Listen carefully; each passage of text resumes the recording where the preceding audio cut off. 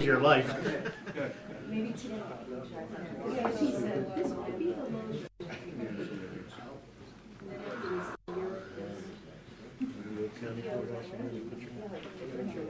Oh, yeah. I always wonder what happened to the two cannons that were out front. I remember those too. Whatever happened to them? They were simple working on the board. At that time, they probably should just get rid of it and junk them. Yeah, you imagine how much it weighed them cast iron. It didn't work. Tunnel, it was just a weight.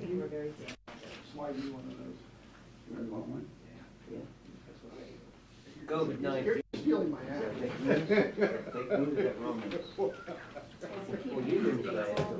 There's one of those on one of those farmers at Lycoming Penitentiary. At the end of it, half of it's on the penitentiary side and the other half's on the farmer side. So right in that middle, there's a chain link fence across it, so it's not used. And about 4 or 5 years before I retired, our carpenter went down there and redid the whole brand new look, just to do it. No one even knows it's there. Yeah. I mean, some people down there know it's there. It's not used for anything, but they did it over just to do it. It's a beautiful. I mean, they had the timbers. There was wood beams going probably 3 foot by 2 foot thick going across. Everybody's got a ball. Really good. I wonder if the toppers at Laird'sville Bridge. I fished around that. They did. I just went out Good morning. Yeah. Take me now. Hey, Galvin, take me away. Right. Morning. Please rise.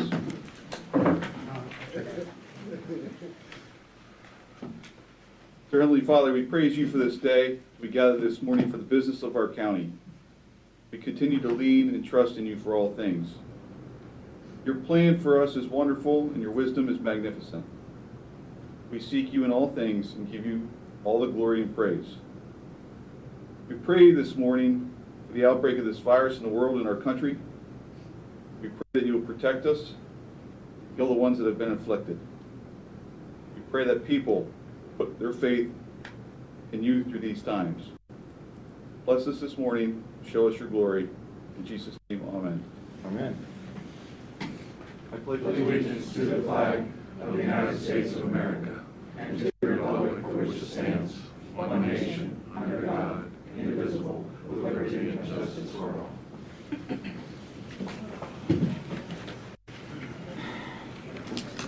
Good morning. Convene the Commissioners' meeting at this time and ask for the approval of the minutes of the previous meeting. I'll move to approve. I'll second. All in favor, say aye. Aye. Aye. So carried. Public comment at this time for agenda items only. Okay, hearing none. Move on to the awards. We have a proclamation to proclaim MS Awareness Week.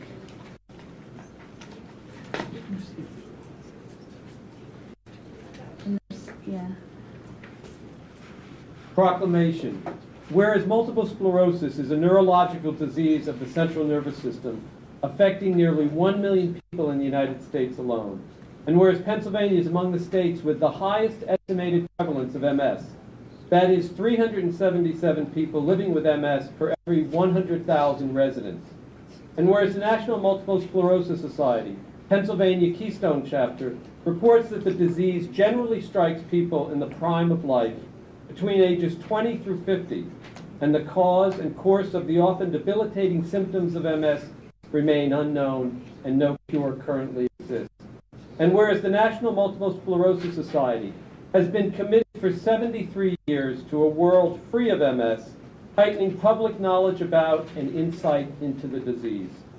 And whereas since 1946, the National Multiple Sclerosis Society has been a driving force of MS research, relentlessly pursuing prevention, treatments, and a cure, and has invested more than $1 billion in groundbreaking research. And whereas funds raised through the National Multiple Sclerosis Society fuel new research projects each year at the best medical centers, universities, and other institutions throughout the U.S. and abroad.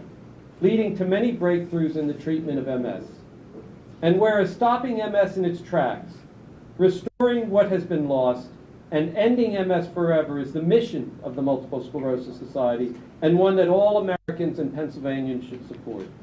And whereas Lycoming County Board of Commissioners recognizes the importance of identifying the cause and cure of MS and expresses its appreciation for the dedication that the National Multiple Sclerosis Society and affiliated Williamsport MS Community Council have shown toward creating a world free of MS. Therefore, be it resolved, the Lycoming County Board of Commissioners does hereby proclaim March 8th through the 14th, 2020 as MS Awareness Week and do commend this observance to all our citizens. We encourage all Pennsylvanians to learn more about multiple sclerosis and what they can do to support individuals with MS and their families. Lycoming County Commissioners signed Scott L. Metzger, Chairman, Tony Ormacera, Vice Chairman, Richard Marabito, Secretary. Mr. Chairman. Thank you. Would you like to come forward to the podium and speak, please?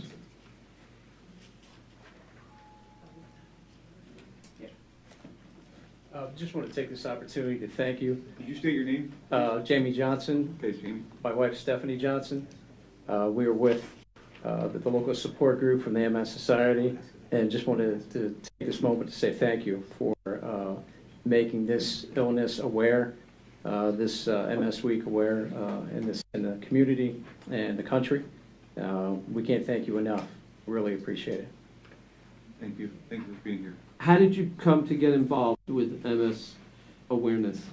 I actually have MS. I was diagnosed when I was 21, which is extremely early.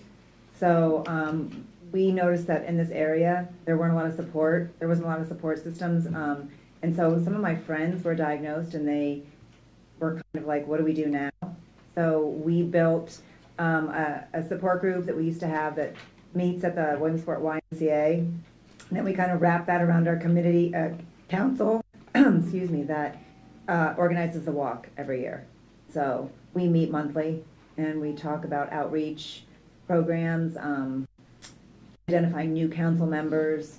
And this is especially an important week because it's designed to make people aware of the most prevalent neurological disease that's striking our young people. When do you meet at the Y? We were meeting every month, but to be honest with you, we had some attendance issues. Okay. Because there's not a cure for this disease, it afflicts people in different ways, and the range of age that we have right now, they're diagnosing kids that are they're young, like teenagers. We often have a very ebb and flow of attendance. So we started meeting quarterly, and it was the last Wednesday of every month. Last Wednesday. You know, I think it's important for our employers to be sensitive. I remember 25 years ago, a co-employee of mine in a law firm had MS, and honestly, I think sometimes people's lack of knowledge about it makes them less aware and able to understand the difficulties of it. And I think it's important for our employers to try to recognize if an employee has this, that it's important to try to work with them. Yeah, I mean, I'll be the first to tell you that I was not overly excited about announcing the fact that I had it, but we knew once we got the support group up and running, I was going to have to let people know because they have preconceived notions. And I was just explaining to our friend Todd in the back here what MS actually was and how it worked. And people don't know. They really don't know what it is. And it affects everybody differently. I started medication when I was 23. But the oldest medication out for MS is like 25 years old. So people that are in their 60s didn't have the same benefit as I did because I started so early. And I was actually asymptomatic when I started. So it's one of those things like where people will say to you, well, you look great. And, you know, it's an internal thing. Like you don't look sick. So it's tough. But I do think it's an important aspect for employers to be aware as well. Has medicine changed to help? Mm-hmm. Tremendous. The first medicines that came out were the ABCs, which are Avonex, Betaseron, and Copaxone. They were all self-injectables. The first two were intermuscular, and the third, which is what I'm on, is like it's a subcutaneous shot, so it's like a diabetic person's meal. They now have oral drugs out for that. But like every drug, they all have side effects. Some work for some work for others. They have infusions that you can go get. They prescribe the drug based on your symptomology. So certain drugs treat certain symptoms. Well, thank you both for sharing that with us. Thank you. Thank you. Yep. I have 2 friends that have been stricken with this disease, and we pray for a cure. Yeah, always. Because it is crippling, and we want to bring more awareness to it as much as possible. I'll tell you, men don't get it as often, but they get it worse. Yes. And that's one of the things why that the society's been trying to figure out for years, and all the doctors, is there some hormone or something within women that, cause them to be able to function better than men. Most men are immobile when they get it, so. And you wonder, when HIV was out there and was killing so many people, I mean, there was an emphasis, there was a critical need, and they came up with a medicine to prevent people from dying rapidly. I was just reading in a medical journal about blindness, certain types of blindness, and how they take it right to the DNA and say, well, if we can cut that strand of the DNA and replace that, it can actually make them see, and it's working, So something that's been around for so long, you wonder if it's because we're not putting enough into it to get the cure. We are currently fundraising right now for the MS Walk. All of the monies that come from Bike MS and Walk MS, it all stays locally here. And I don't know the exact numbers, but there was just a ton of money put into research for MS. And they now know, I think the last numbers in the 70s that they put together for people that are afflicted with MS, it's triple. There's over a million people in the United States that are affected with that, as opposed to they thought was maybe like 500,000 at one point, so. It's interesting that Pennsylvania has one of the highest rates, and I'm wondering if some of it has to do with environmental or chemical factors over the centuries of doing certain chemical. This was a real industrial state, steel and. They're not sure what causes MS. Genetics plays a part. They think you're almost predisposed, and something interacts with that predisposition to cause it to metastasize. But environmental factors is one of them. Medications were one of them. Vitamin D.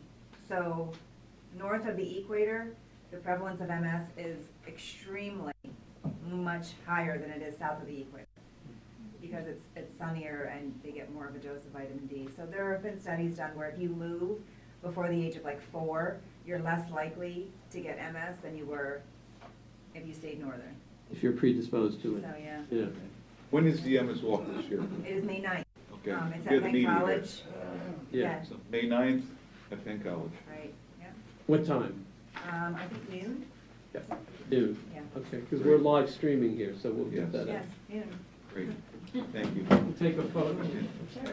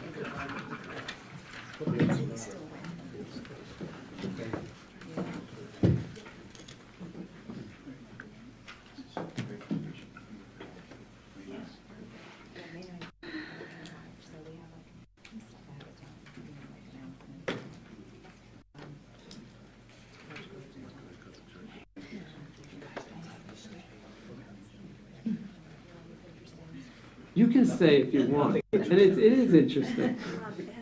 What we do is interesting. Maybe not. It's over. I'm find interesting in some funding. 2.2, Commissioner Musera is going to read a proclamation to proclaim the month of March as Procurement Month. Okay. Whereas purchasing professionals make important contributions to assure the resourceful use of taxpayers' dollars by providing efficient service while maintaining the highest standards. And whereas in addition to the purchase of goods and services, purchasing professionals add value to the organization by performing such functions as executing, implementing, and administering contracts, developing procurement strategies, and cultivating working relationships with suppliers and departments within the organization. Whereas the purchasing staff of the County of Lycoming are committed to providing high caliber strategic, logistical, and operational support to all departments within the county. Whereas the purchasing staff of the County of Lycoming do exemplary work and of evaluating the process under which fair and competitive bidding occurs. Whereas the purchasing staff of the County of Lycoming recognize, support, and practice the public procurement values of the guiding principles of accountability, ethics, impartiality, professionalism, service, and transparency established by the NIGP, the Institute for Public Procurement, as fundamental tenets of the public procurement profession. And whereas the NIGP has proclaimed the month of March as Procurement Month to further expand awareness of the purchasing professionals' role to governmental officials, the general public, business, and corporate leaders. Now therefore, we, the Board of Lycoming County Commissioners, do hereby proclaim March 2020 as Procurement Month. Witness thereof, we set our hand and seal this 12th day of March. Scott Metzger, Chairman, Tony Musera, Vice Chairman, and Rick Maravito, Secretary. Ian, would you like to say anything? Just quickly, I mean, here's my staff. Now, just real quickly, you know, we are a very small staff. As you know, there's myself and there's Kristen, and then we have a part-timer. You know, I always say at the end of the day, we're tasked with spending the right way, the taxpayer dollars, and making sure it complies with procedures and policies as well as legal compliance for a $102 million budget. It's a very large task, but I'm blessed with great staff to help me along the way. So, You know, thank you. this morning, we met with you, and where do you want to talk about that? We went with you and Doug Duran from Susquehanna Paper. And here's a company that's been in Williamsport since 1947. And it went through several changes, leadership changes. It was pretty impressive what the personal touch of a business in our local community has. You know, it's not only about buying a product. And here again, if we get caught up into oh, we got to take the lowest price, we lose the extra values of local, you know, knowledge. And I can relate to the cleaning industry from my business. But here's a guy and his staff who obviously are energized. They invited us there to tour that facility of Susquehanna Paper, not only to promote themselves and what they sell in product, but to also show us that they can give us a service that's an intangible for why we should purchase local. And it is difficult, you know, to sit there and say, well, I got to take the lowest bidder, whether it's $10 or whatever. And especially when you see a local company that have to pay $43,000 in taxes. Okay? So I was happy to hear that he is getting back on co-stars. I see the value in purchasing local, and obviously he appreciated you and your staff as far as what you've done for him in the past, and hope we can continue to do it. You know, the key is just really establishing that relationship with your suppliers, because if you let them know where you need to be, that allows them to be more competitive. And I think that's kind of what he alluded to this morning. You heard him say, you know, his pricing was so high. It was astronomical when you compare it to other, even like WB Mason and all those other suppliers. And I quite frankly, just had a conversation with them and said, hey, you just gotta do better. I mean, I can't, if it's within a certain amount of dollars, there's more justification because of, you know, the local, the training and all that comes with it. But when you have such a huge spread, you just can't. So I'm glad that he's coming back around and becoming more competitive, and I have no doubt we have been doing more business with them. We have quarterly quotes out now for janitorial, so it'll be interesting to see where they come in at. No, Commissioner Massera raised a good point. I mean, we could go online to one of these big box places online whose name I won't mention, and we could probably buy a rock bottom price for a chemical, and then we could send them a real estate tax bill, and they're going to say, well, wait a second, we don't own any real estate in Lycoming County. We're not going to pay that. In fact, up until a couple of years ago, they didn't even collect sales tax until the state, you know, began to require them. So it is great news to hear that in the last couple of years they've really worked on that. I'm glad they're on co-stars. I think it's very important that we support these brick and mortar stores when we can, especially when we can get them into a place. They may not be the rock bottom price that we get by some company that I won't name the name of that sends it through the U.S. Postal Service or some other way. But we really need to support our local businesses because they're the people we drive to every day and work at. And they also pay those school, state, city, county property taxes, not state. But I want to take a moment and talk about your department. You're small, but you're mighty. And you're not just purchases. Your grants, the contracts.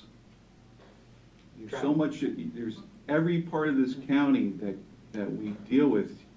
Your office, your DNA is on it. Everything pretty much comes through your office. And it's a ton of work. And for, you know, travel, all the traveling that gets done. Yeah, my part-timer, I'll be honest, that's all she's dedicated to. You know, accommodating, getting the best pricing on hotels, securing that so we don't have to have, you know, employees out pocket those funds. And the demands that we put on your office, it's a wonder that your hair doesn't look like mine. Very thin. I dye it. Very thin. Well, I dye mine, so Yeah. there's a lot of gray. Because I'd be pulling my hair out if I was up there with what you do and your staff and the volume that you do. Thank you, I So we appreciate commend you and thank you and your staff immensely. Thank you. yeah, Mr. Chairman, thank you. That is a really, we know that, and we got sidetracked talking about a local vendor, Sure, and this is your month, but your relationships with people all over are also what keep those vendors coming back to you. So thank you both. And who is the part-timer? Tina, I can never say her Right. last name, I call her Tina J. Tina J came into our office yesterday and helped us out, and she did a great job. She's a breath of fresh air. She comes Yeah, in with she such a positive attitude. Right, and- she was yeah, wonderful. Yeah. Ultimate And professional. Yeah. Kristen's been wonderful too, Yeah. the three Yeah, of you. she's more my little quiet girl, but Yeah. she gets the job done. She's mighty, yeah, so. Thank you. Thank you.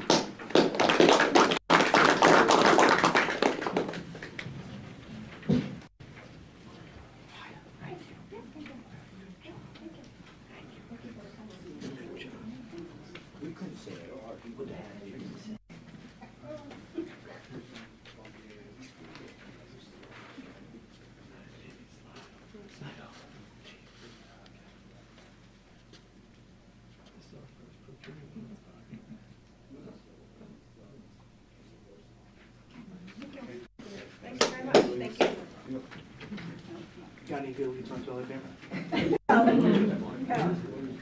It's everywhere. We have to celebrate. We see stuff in the newspaper.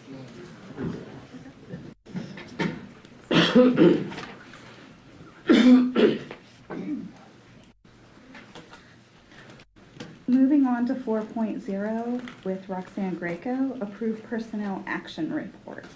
Morning, Roxanne. Good morning, Commissioners.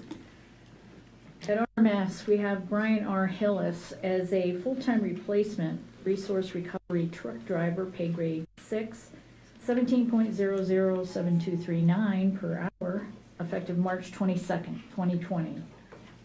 In maintenance, Paul O.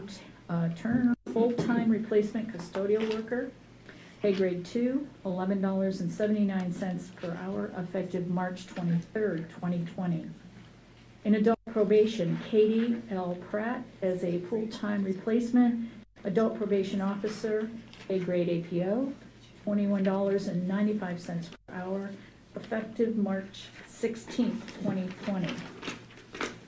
In the Conservation District, Nell V. Barber as a part-time West Nile virus technician, pay grade 7, $16.83 per hour, not to exceed 1,000 hours annually, and this is effective April 6, 2020. And finally, in the courts, and this would, as an addition, would be at MDJ Kemp's office. Patricia Walters, full-time replacement, clerk 3, pay grade 4, $19.15 per hour, effective March 15, 2020. Okay, and these 5 positions are all replacement positions. Correct. Any further discussion? None, I have a motion to accept them. Move to approve? I'll second. All in favor, say aye. Aye. Aye. Carried. Thank you. Thank you. 6.0, reports and information items. We're going to start 6.1 with Maya Toon, RFP for reentry program coordinator. Bring it in. Good morning again. This is an RFP that we're putting out on behalf of the commissioners for the prison. RFP for a program, reentry program coordinator.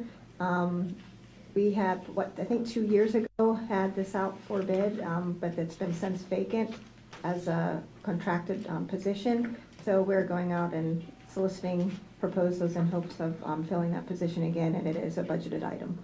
Just a little history on this. We had a coalition bill a few years ago through a grant opportunity through Dr. Richmond at Lycoming College. And we had many volunteers across the community, I'd say approximately 100. Yeah. At Lycoming College for approximately a year to put together this position and bringing in education, employment, all the factors, mental health. And we broke up into subcommittees amongst those volunteers. Out of that originated the reentry coordinator position. It was a part-time position that was utilized by the courts. Basically, it was a smooth handoff from the prison to probation. Often there is a time lapse between time that inmate is seen from the time they're released to the time they actually see the probation officer. It might be a 2-week to 3-week period. And in that interim, often a client would violate their probation, which would drive the recidivism up and more incarceration, prison through violations. From working with that coordinator firsthand in my previous position, I was hesitant at first whether it was going to be effective. It was very effective. That individual would set up appointments, their counseling appointments, except they're getting a driver's license, or a birth certificate, whatever they would need, so that they had a game plan. When they left the prison, they had a game plan in that time lapse between the time that they were released to the time they were actually seeing a probation officer. It was very effective, and I believe it helped reduce the recidivism at that time. Unfortunately, that person left for a full-time position. It has sat open for 2 years, and we're putting it out now for an RFP because we see the value of that position. Any other comment? Will that be posted on the website? Yes, it actually the first advertisement will occur on Friday, and that goes on the website, and it'll stay up there until the conclusion of the. And when do they do back? It's due back on the 27th, I think, is the Friday. March 2 weeks. 27th. Okay, thank you. You're welcome. We have an added item to this section, 6.2, Director of Public Safety Jeff Hutchins, on regards to the COVID-19 informational update. Morning, Director. Morning. I just wanted to give the commissioners and the public a quick update that obviously the coronavirus is a very revolving target right now. Just wanted to reassure everyone that the Department of Public Safety is in contact with the Pennsylvania Department of Health, PEMA, and we are monitoring and making plans for what everything is going on. I guess just this might be have any questions for me. Did you put out a public announcement Yeah, after your phone call today, we did do a press release from the Department of Public Safety, and then I have followed up with a countywide email for employee safety, and just, for noteworthiness, just standard precautions, washing your hands, covering your cough with your elbow, disinfecting high traffic areas, doorknobs, handrails. We are aware of a lot of associations, both nationally, locally, that are modifying their schedules, closing to public events.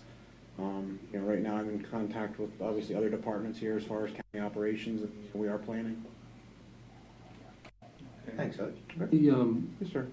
Matt Baker is the representative for the federal government in DHS. Their website has a list of things that you just mentioned. Mm-hmm. I don't know if we have that on our website, but maybe we can link to it so that people. PA ready. Okay. Yeah, So PA ready. PA ready, exactly, right. 1-877 PA Health and health.pa.gov are active links to our Department of Health here, as well as you can always go to the CDC. Okay. So constituents can go to the website and get that. Absolutely, health.pa.gov. Okay. And as always, they can always reach out to the Department of Public Safety, and we'll help direct them and answer any questions. I am fielding a lot of questions about, if something happens, travel and stuff. So we're answering the public's questions as they come in. Hutch, I'm going to have an unusual request. Okay. Okay? Since we are streaming. Oh, absolutely. I'd like for you to come up Mm-hmm. so that the public sees who you are. Uh-huh. And just let them know how long you've been involved in our EMS community and what you do. Yeah, no problem. Okay, and, you can Yeah, look come on at, over here, because this camera only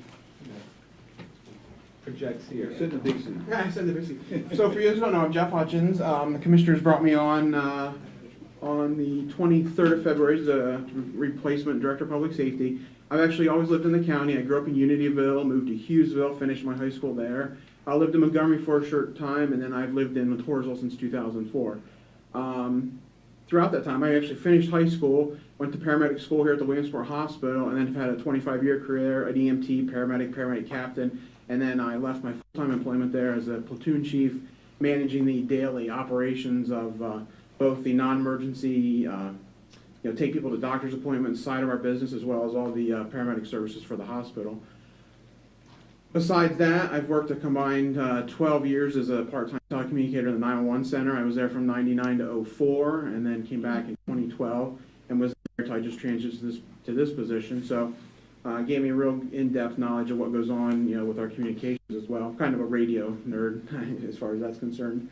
And additionally, through my tenure growing up in Unityville, Hughesville, Montgomery, I've also belonged to all those volunteer fire departments, ran their ambulances, and I'm currently the deputy fire chief for the Willingham Hose Company in Matorsville. So very active with my job. I'm also very active socially with other emergency services organizations. So, Jeff, I have one question for you. As far as this virus, are you in constant contact with the state, federal government? yeah, federal probably a little less right now. We do follow DC. Most of the information I'm getting is through, of course, we have EMA, EMS through our Department of Health, and PEMA contacts are where I'm just getting flooded with information. And then, of course, you spoke locally, but with my contact with UPMC for my previous employment, we're in constant contact with the manager of emergency preparedness over there with their pandemic plans, their surge plans. They are looking at alternate care sites, and they're doing their due diligence, both locally and through the UPMC family. So we don't have all the answers, but we are preparing. Prepare for the worst, hope for the best. Thank you. Thanks, Jonathan. Appreciate it. Thank you, Jeff, for your leadership. All right, 7.0 with action items. 7.1 Myatune, rental agreement with Golf Cart Services Incorporated. Hello again. This is just an agreement with Golf Cart Services for a rental of 24 golf carts for Billy Casper Golf for the White Deer Golf Course. We did the same exact thing last year, and again, this is not something the county's paying for, but because of this, of how we as the county are now taking on responsibility, since there's no longer a rec authority, all the agreements have to go in through the county, which is why it's going through this process. A motion to accept the rental agreement? I'll move to accept it. I'll second that motion. All fair side? Well, I have some comment. Oh, I'm sorry, go ahead. Okay. Comments? So I actually voted against this, I think, a year ago or so.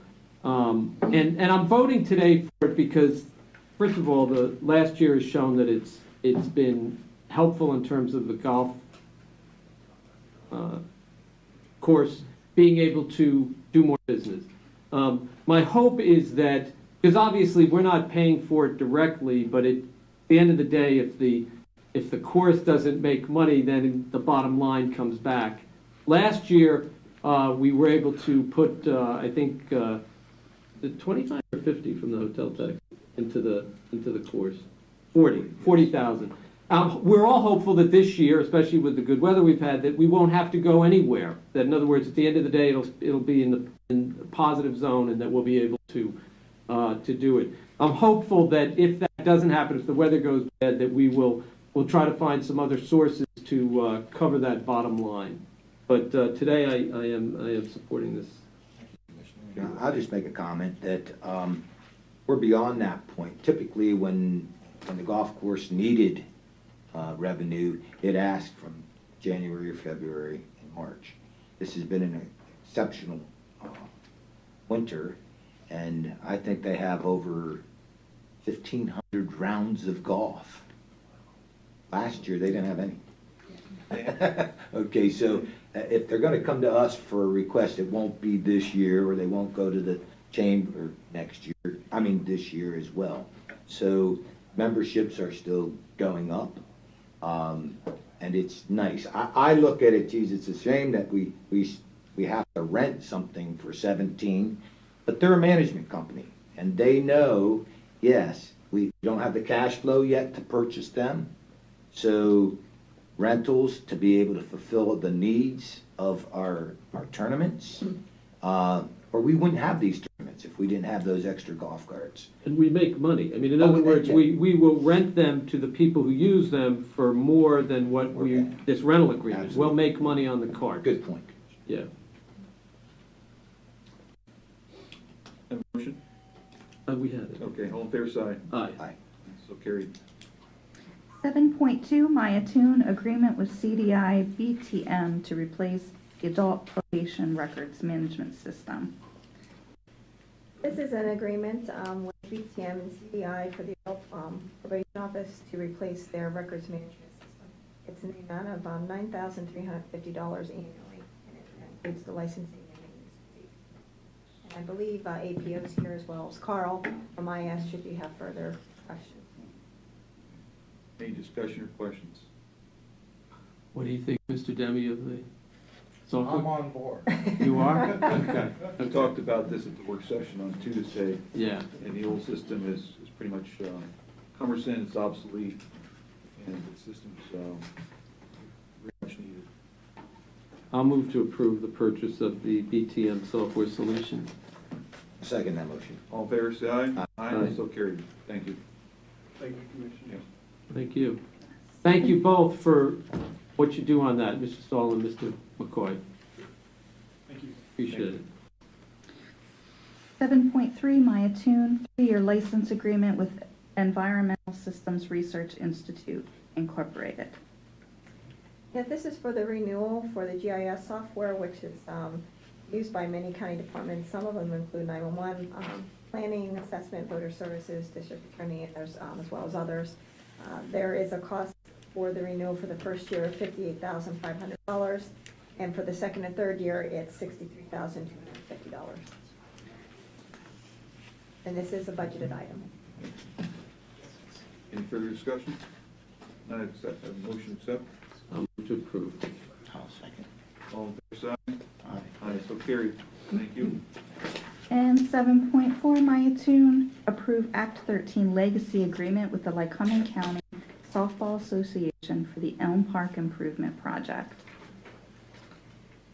This was, as we discussed on Tuesday, showed a commitment to this particular project, so as a result, we're formalizing that. So this is an Act 13 agreement utilizing legacy funds. It's in the amount of $50,000 for them to do the improvement project on the softball fields at Elm Park. We had these gentlemen here on Tuesday to talk about the Lycoming County Softball Association, basically resurrecting Elm Park and utilizing for ASA and different tournaments going on. We're excited to be part of this and assist in getting this up and started. We feel it's a huge benefit to help the community with our youth and having a place that they can go and be proud of and utilize. And a lot of this is basically, it's all run by volunteers. And we thank them for their time and their service. This used to be the grounds that were utilized by the old Williamsport City Slow Pitch Softball Association. Gentlemen such as Donnie Phelps maintained this property with the assistance of many people. He was one of the leaders of that for 45 years. And quietly just did this out of the kindness of his heart and along with other people. This goes back to volunteerism, which I stress all the time. Without volunteers, we don't get things done in our community.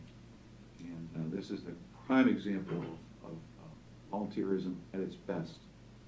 And thank you for you two gentlemen stepping up and taking this. No problem. Thank you. Thank you.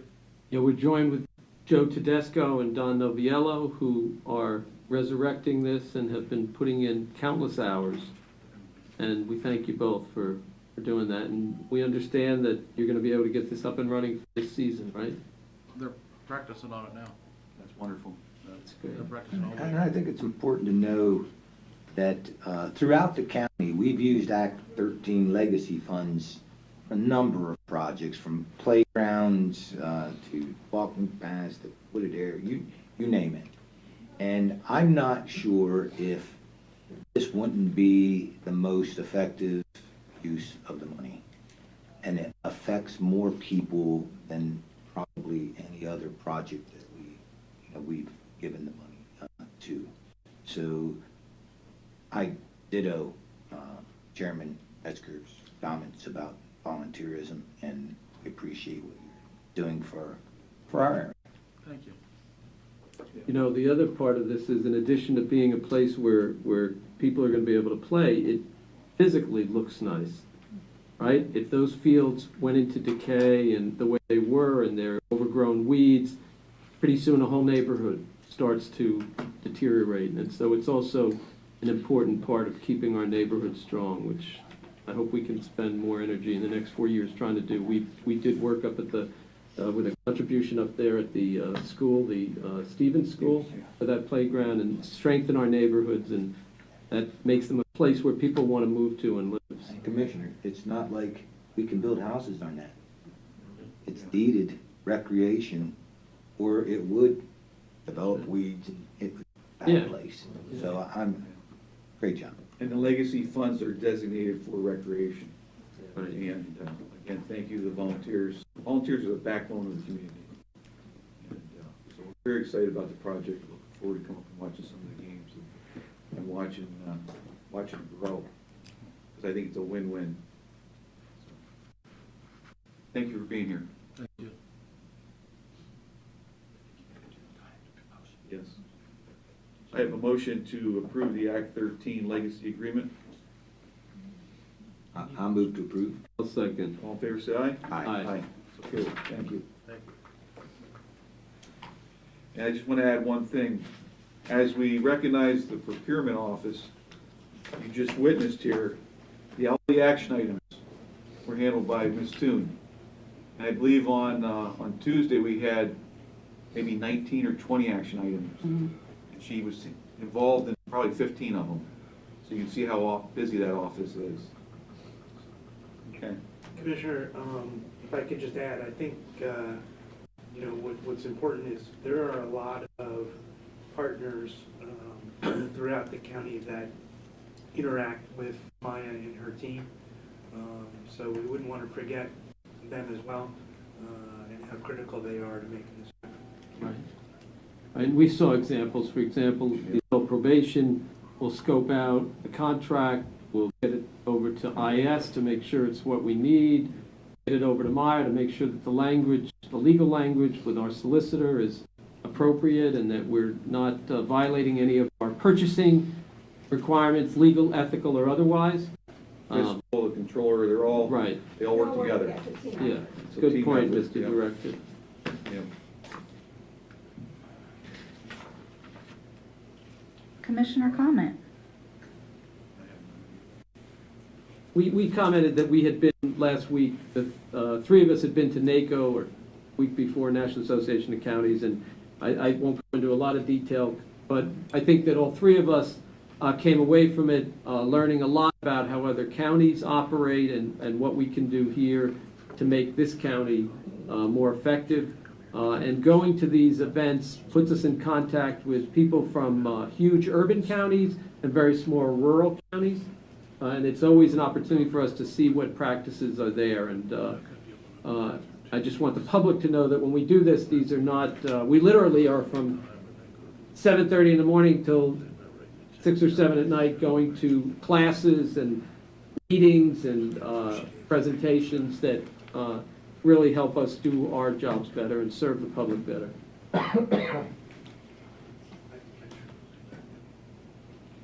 Public comment at this time? I have a quick comment, Commissioner. I have to get ready for a meeting with you all. I just got an email I just walked over and picked up. It has to do with COVID-19 and what Director Hutchins had mentioned. You're probably aware Penn State's closed. Excuse me, Sheriff, can you just state your Yes, sir. I'm name Sheriff, for the live stream? I'm Sheriff Mark Lusk, Lusk. Thank you. The first and only. I'm all pumped up this morning. Yeah, well, just get us the facts, Sheriff. Penn State's Just give us closed, the Penn facts. State's closed its campus. There will only be online classes in the entire Penn State system out of an overabundance of caution. We have received information that the academy's closed. So I don't know what happens. It's all statutorily required. Our deputies, we get them there before the deadline, so many things have to change. I'm sure with the state of emergency that we have in Pennsylvania, we'll be able to work through that. We are getting similar information from Director Hutchins, and I speak to this from an inmate movement concern. We move a lot of people in the state system. The federal system interacts with the state system, interacts with the local system. When you got 27 SCIs and you got 65 county prisons, that's a lot of movement. There are counties now solely using video conferencing for anything that is not statutorily required for the defendant. We sent that information to our district court administrator's office to have discussion with her so we can be prepared, and we will also be meeting with Director Hutchins and his staff so we can be prepared if we were to actually have a situation we would have an incident with COVID-19 in the courthouse, because all of us, and especially the commissioners, we have to be ready to roll if we get something that comes in. So I just wanted to share that with you, that changes are coming. Hopefully it peaks quicker than slower. That's why the feds and the state are saying limited access, limited contact, don't have group meetings, don't have group anything. We should be suspending training in the county. I'm suspending training, sending deputies to other locations where there's groups just to try to help minimize the potential. Thank you. I think it's important to understand that, because I think the PASHE system, Lock Haven and the PASHE system is closed. The point of doing this is not for people to panic, not for people to think that this is, out of control. It's to understand that when public health, it's a public health issue, and the best way to deal with public health issues is to not have large groups of people come together. And you can think about very common sense thing, right? If I have the flu, I shouldn't come into work and cough and sneeze on people. And that's what's going on. So the public should be calm about this and understand that these are preventative things that are being done. And the feeling is that a little bit of short-term prevention of, in this case with these closings, could prevent a bigger problem. Right. Thank you.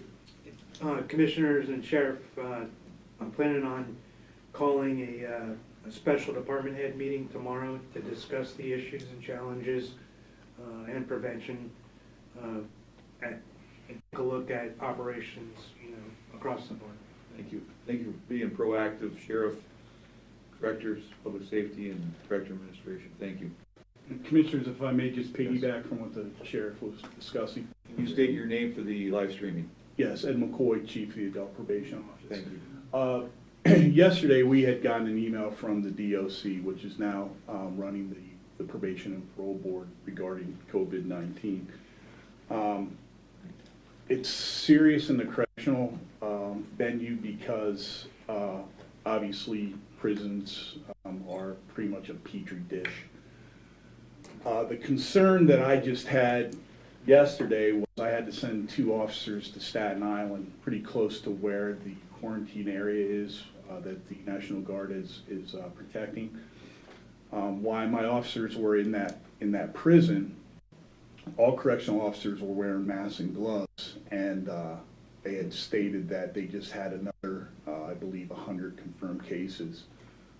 So I guess what I'm trying to say is that, the Sheriff's Office, Adult Probation Office are, we're right in that mix. My concern right now is my officers meeting with individuals, daily, because from what we understand, you should be, 6 to 8 feet away when you're talking to people. So, I talked to Director George, trying to get some more hand sanitizers in the office, because what they recommend is when you bring a defendant into your office, that they clean their hands, you meet with them, and then once they leave, you spray down the chair, so it would help with the spreading of that. I'm not sure if we have the authority to give you the direction, but in my personal opinion, I don't mind housing these prisoners until it's safe to go. I'd rather not see our adult probation officers or sheriff deputies put themselves in danger going into the institutions like that. Yeah. And Chief McCoy, another way of putting it into the sheriff is that if we are not, if the courts are able to gain a continuance of a case where we cannot have to go to the Staten Island prison, I think it would be very worthwhile for the courts to do that. I think that too, and I think coupled with the directors, information commissioners, I think we're all stakeholders, and I think it merits, just from good sense, meeting with the courts to see what we can minimize. Yes. And when, every situation we minimize just gives us a greater benefit. Right. I mean, obviously they have to follow the law, but I would think that there's probably. I'm not sure if it involves, what could be a public crisis involving an emergency. Right. And Solicitor Wiley can give us guidance there, but I have to believe if this becomes, something more, that there's more that we can do to help this. Right.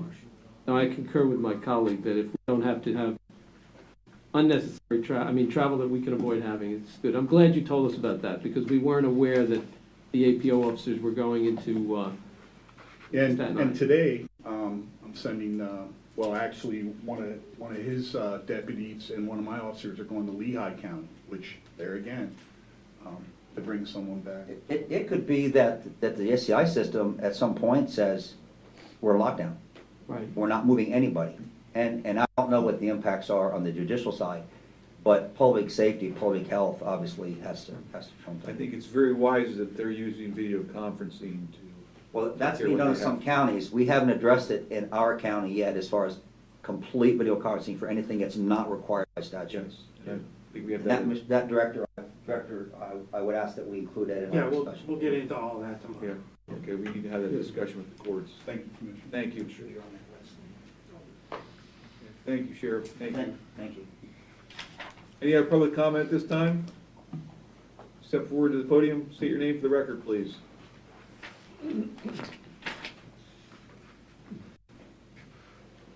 Morning, Commissioners. Todd Lauer, Jersey Shore. Morning. This is kind of about school cops, law enforcement, whatever.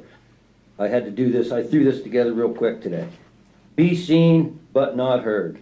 Within America's schools can be found almost every aspect of America's police state that now plagues those of us on the outside. metal detectors, cameras, cops, dogs, tasers, firearms, random searches, the list goes on. Whether it takes the form of draconian zero-tolerance policies, overreaching anti-bullying statutes, cops tasering and arresting so-called unruly children, standardized testing with emphasis on rote answers and political correctness, young people in America are first in line to be indoctrinated into compliant citizens of the new America. Big Brother's American police state. Okay, zero tolerance policies which punish all offenses severely, no matter how minor, condition our youth to steer clear of doing anything that might be considered out of line, whether pointing a finger like a gun, chewing gum too loudly, or drawing on a desk. Surveillance technologies used by schools, police, the NSA, and corporations to track, record, and archive everyday activities of students has accustomed our young to being imprisoned in an electronic concentration camp, and they don't even realize it, and most definitely are not educated about the consequences. Standardized testing and Common Core programs which discourage students from thinking for themselves while rewarding them for regurgitating. That's right, regurgitating. Whatever the government, through its educational standards, dictates they should be taught, is creating a generation of test takers capable of little else, molded and shaped by the government, law enforcement, and their corporate allies into what it sees as the ideal American citizen. Analytical thinking, once the basis of our educational system, is virtually gone. Overt censorship, monitoring, and enforcing values of political correctness, which manifest into a variety of ways, from internet filters on school computers to sexual harassment policies, habituate our children to a world where nonconformist, divergent, and political incorrect speech and or ideas are treated as unacceptable or dangerous. What is particularly chilling is how effective these tactics in compliance are at indoctrinating our children to accept their role in the new American police state. Be seen but not heard. Thank you. I'm getting her down under below 3 minutes. 2 minutes and 56 seconds. Thank you. Thank you. Any other public comment at this time? Hearing none, will be adjourned until Tuesday.